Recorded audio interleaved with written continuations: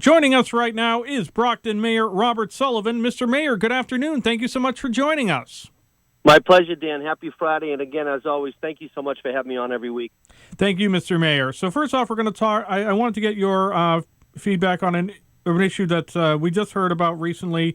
That was the arrest of our choral director at Brockton High. Is there anything you can tell us about that?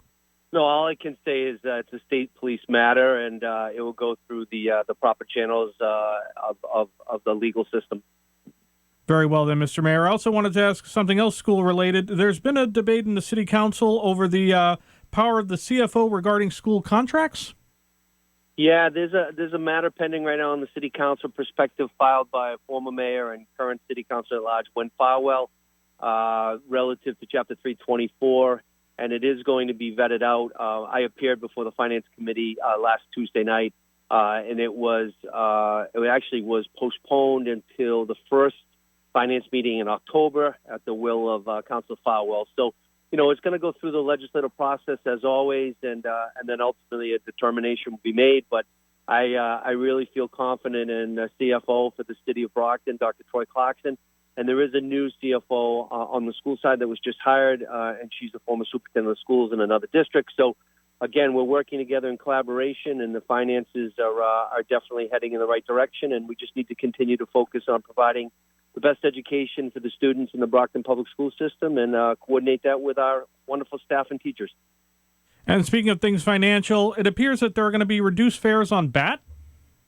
Yes, again, I'm so thrilled about this. As mayor, I also chair the BAT Bus Corporation, Brockton Area Transit. Our local BAT buses go to all regional areas around Brockton and also all the way into Ashmont.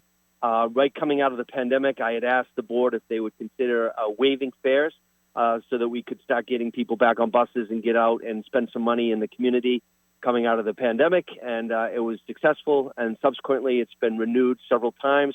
I want to thank the Healy Driscoll administration to giving some additional funding to make this reality. So all BAT buses in Brockton and beyond are free.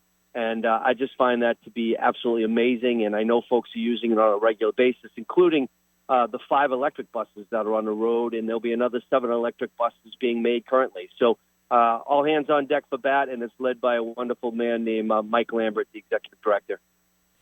Yesterday also was declared a special day, Doug Flutie Day.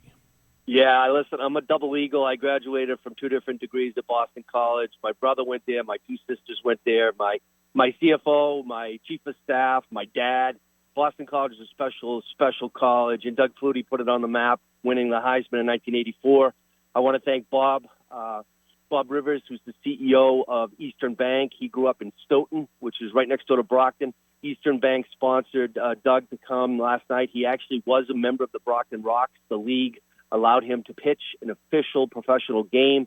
It was packed last night. It was a wonderful, wonderful night. Doug Flutie signed as many autographs as people wanted. And the Rox ownership, Dan, and you and I have talked about them, they're really baseball guys. And so I am so committed to the success of this program, and to have, Doug Flutie here. And as mayor, I could declare it Doug Flutie Day in the City of Champions. It was just a win-win, and it was a phenomenal night for the boys and girls and all the fans that came out to watch a Heisman Trophy winner, a Hall of Famer in the College League, Hall of Fame in the Canadian League, and just an unbelievable individual. His Doug Flutie Jr. Foundation, helping autism, is a game changer, and it's just so generous in the United States of America. And speaking of special observances, there was a birthday yesterday for D.W. Field.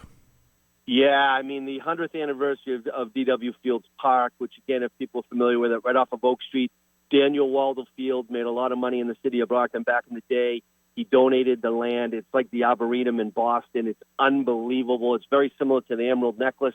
We also have the municipal golf course up there. So it's going to continue all weekend. Tomorrow at 2 o'clock on Saturday, there'll be an unbelievable cake. Unfortunately, I won't be there. I'm doing dad duties and moving our oldest son into college as a freshman. I will not be there, but I'll be there in spirit. D.W. Fields Park is a phenomenal location to walk and run and just take in nature. And something else, speaking of things that are recreational, another sad note for many, the Manning Pool closing. It did. It closed, and Cosgrove closed. And again, unfortunately, summer's coming to a conclusion. And while we have to close in August, it's because most of our lifeguards go back to college. So again, we had a very, very successful year at both of our municipal pools. And I'm just excited that we're able to staff it on a regular basis. Old Colony YMCA works with us on the Cosgrove pool. A gentleman named Vivian Renee has been doing it for decades, even when I lifeguarded there in the late 80s. So it was a great season at both pools. A lot of fun was had by many of the people that attended. Some came every single day. And again, we'll do it again next year.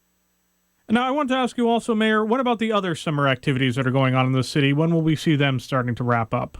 Yeah, again, unfortunately, because we're getting into the late months of August, it's starting to dwindle down. The After Dark program, the Mayor's Brockton After Dark program continues. The Brockton Rox season is coming to an end, Labor Day weekend as well. So, again, you can catch a couple more professional games before that concludes.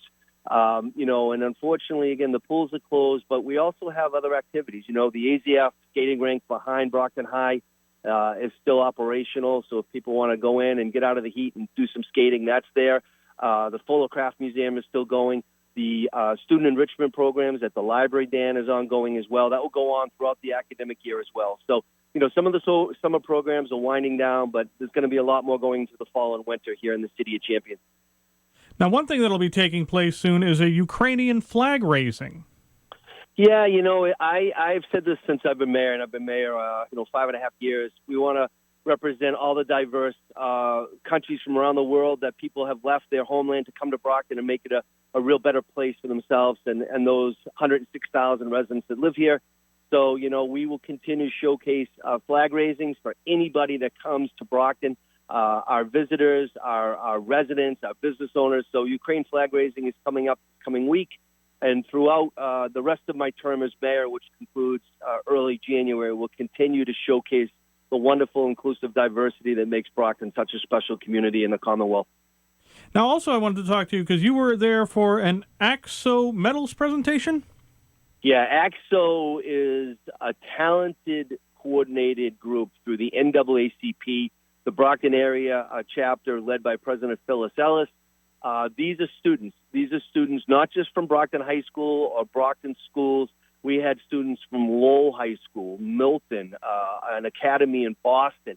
It's local competition where we had gold, silver, and bronze winners.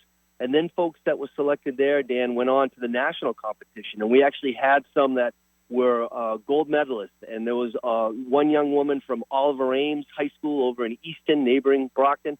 She was a gold and a silver winner on the local level and national level. So, you know what? That's the next generation of our great kids. We support them, and I do truly thank the NAACP for supporting this every single year. All right, Mr. Mayor. Well, we're going to have to leave it right there, but thank you so much for speaking with us. We do appreciate it. Thank you, Dan. Have a good weekend, and I'll talk to you next week.